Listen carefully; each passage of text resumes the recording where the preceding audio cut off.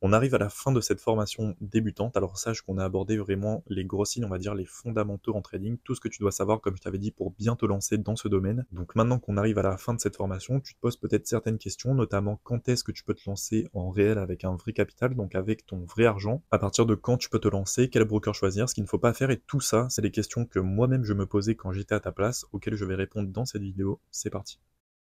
Bon, maintenant que vous savez ce que vous avez à faire prochainement pour devenir un trader discipliné, maintenant que vous avez entre vos mains une stratégie qui est rentable sur le long terme et qui va vous permettre de créer votre propre expérience sur les marchés, vous vous demandez peut-être quand est-ce que je vais pouvoir commencer en réel. Donc, arrêter de trader sur un compte démo avec de l'argent fictif et commencer à investir mon propre argent pour gagner de l'argent grâce au marché. La réponse à cette question, c'est quand tu seras rentable sur un compte démo sur minimum 3 mois avec la même stratégie.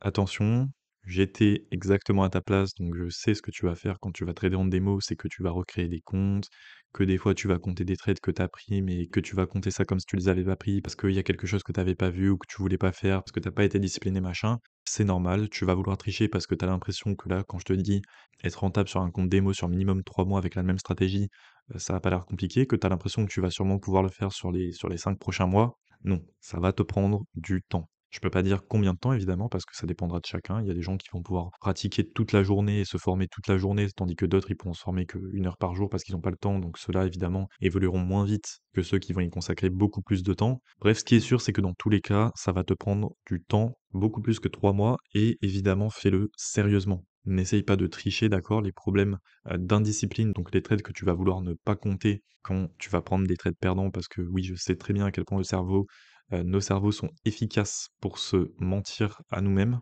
Donc fais-le sérieusement. Quand je te dis être rentable sur minimum 3 mois avec la même stratégie, ça veut dire 3 mois de trading. Alors je te dis 3 mois parce que là, je te parle de la stratégie que je t'enseigne dans la dernière vidéo, mais ça peut être plus, hein, si tu fais du swing trading, évidemment. Tu vas prendre beaucoup moins de trades, donc ta période de backtest va être forcément plus longue. Mais dans tous les cas, être rentable en démo, c'est aussi avoir la discipline qui va te permettre de l'exécuter à la lettre sur le long terme. Alors peut-être que tu te dis, je me lancerai alors dire c'est pas nécessaire, mais tu peux le faire, hein. Par exemple, te fixer un rendement minimum, te dire, sur 3 mois, si j'ai fait plus de 5 ou 10, bah, je commencerai le réel. Moi, je te dis, tu peux commencer à trader en réel à partir du moment où tu es rentable parce que, bah, commencer en réel, ça veut pas dire mettre directement tout ton capital et commencer à trader sérieusement avec tout ton capital. Non.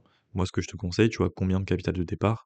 Déjà, tout dépend de chacun. Il y a des gens pour qui 10 000 € ça va représenter, 500 € pour d'autres et d'autres pour qui 500 € par rapport à leur patrimoine, ça va représenter, 10 000 € pour certains. Donc bref, ce que je te conseille, c'est de mettre, dans un premier temps, 10 de la somme totale que tu es prêt à investir. Et toutes les semaines, tu ajoutes 10 si tu continues d'être rentable et discipliné. Donc si tu vois que tu as aucun problème de discipline qui rentre en jeu, que tu commences à très bien contrôler ta psychologie face au marché et que sur tous tes trades, tu respectes ta stratégie, ajoute petit à petit de l'argent jusqu'à arriver au capital final que tu voulais ajouter à ton départ. Ne mets pas tout directement sur les marchés parce que tu verras que déjà, en démo, il y a beaucoup de biais psychologiques qui rentrent en jeu et qui vont te faire agir émotionnellement. Et tu t'en doutes, en réel, c'est vraiment un autre step. Tu vas passer à de l'argent fictif, à de l'argent réel, à de l'argent qui t'appartient. Donc évidemment, tu vas au début beaucoup plus stresser, tu vas être plus nerveux, et donc tu seras beaucoup plus susceptible d'agir émotionnellement par rapport à tes résultats. Donc ce que je te conseille, c'est de ne pas mettre tout ton capital, d'accord?